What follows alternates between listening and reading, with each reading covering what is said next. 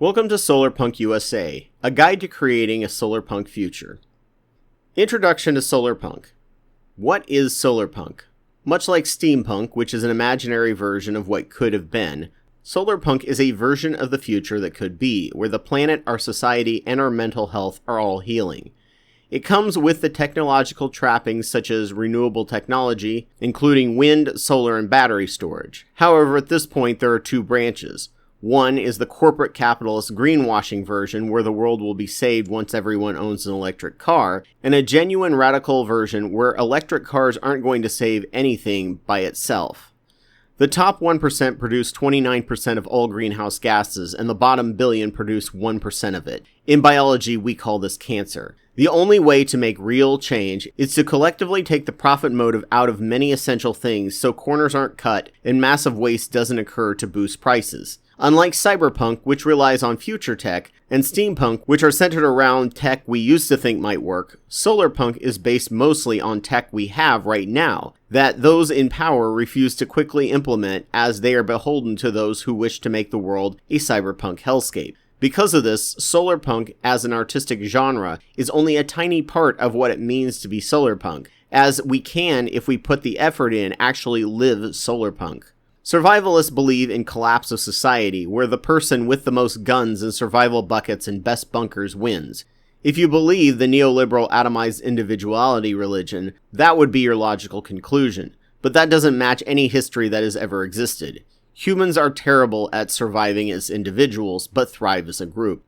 In fact, in a major natural disaster, we appear to be hardwired to self-organize and care for each other unless circumstances hijack that wiring. Atomized individuality was only made possible because of long supply chains, banality of evil, economics of scale, and the exploitation of labor and the environment that will run out if we are not careful. In other words, we need each other and communities to survive.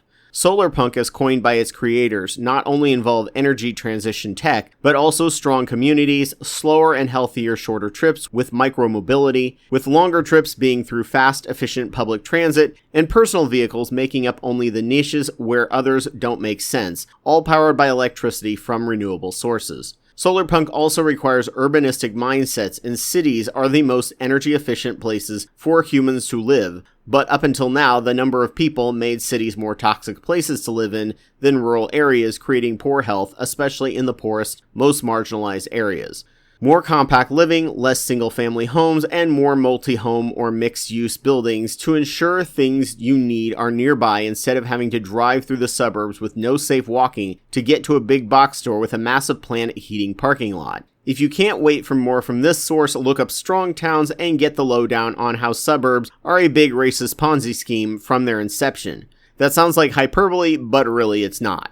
It will also require more political engagement to make this happen. And the reason change on climate policy has become painfully slow is because we have lost all of our abilities to organize community properly to become a political force to advocate against the moneyed interests that want to keep destroying the planet.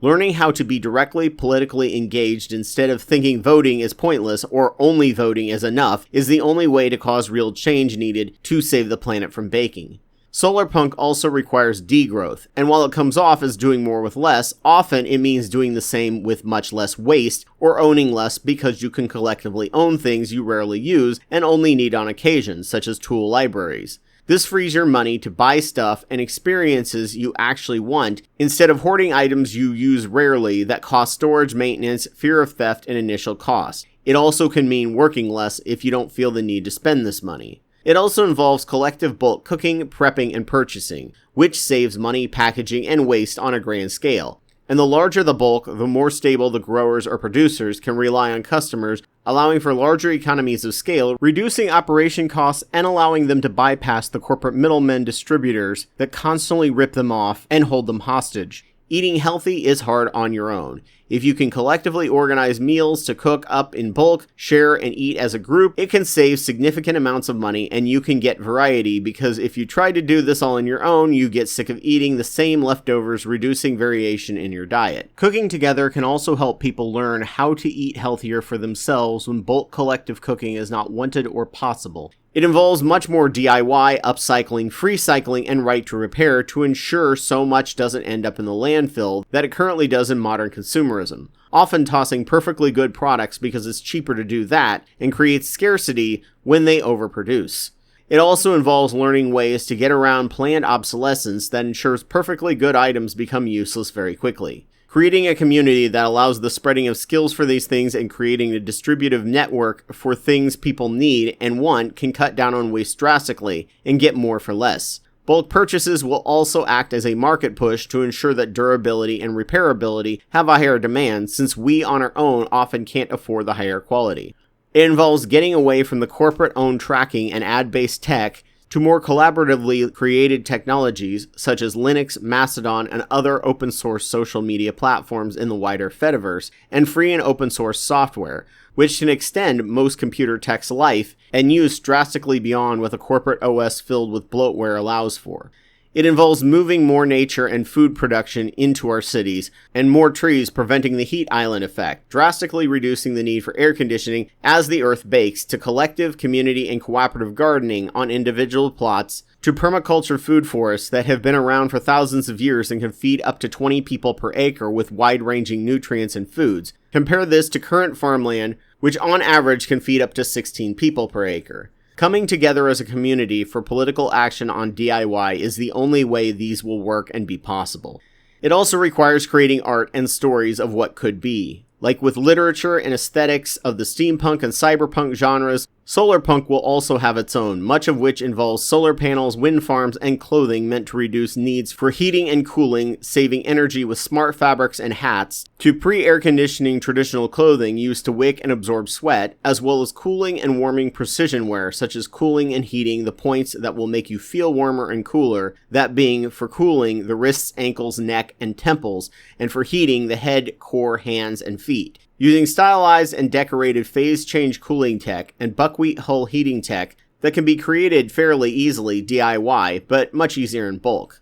It lastly requires less work for money and corporations and more work for ourselves, our community, and our planet, which is much more emotionally satisfying and bonding. It involves slowing down, traveling less for basic things, and creating more exercise. We can't be part of all of these things, but we can focus on some of them ourselves and network with other people, focusing on others, because that's how division of labor and knowledge works that made humanity thrive as a species, and we are reaching the technological pinnacle that can fling us into a cyberpunk dystopia or a solarpunk utopia. But like most of history, with enough political will, we will probably end up somewhere in the middle, and it's up to us to decide which side of each extreme we end up closer to. To do all this requires understanding how to organize sustainable community to synergize it all. Communication, conflict resolution, group decision-making, and fun are essential for a sustainable community to exist. We can't rely on the elected leaders and powerful to save us as a planet. Not at least without an organized force of us who have collectively freed up each other from pointless labor caused by pointless waste to put the work in to create the changes we want to see in the world and do the work needed to pressure them to act against the corporate interests that at this point own many of them. There is something in Solarpunk for literally every political perspective. It just requires pointing out the parts that each value to each of them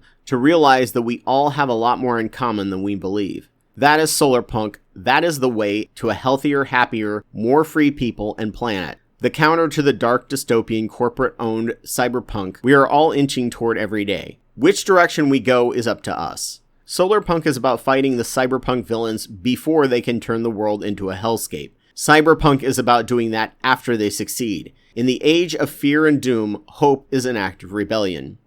Thank you for watching. Please like, subscribe, and share. If you wish to be a part of this project, want to create a logo for us, or want your Solarpunk art displayed discussing any of our main points of focus, please send everything to solarpunkusa@proton.me. There is also a Patreon link for my main channel if you like what I'm doing. For the first section involving community building, this channel will be run directly by myself. After that point, I hope to make this a collaborative project with many people involved, including voice, information, and editing, to make this a robust channel that can spread and grow.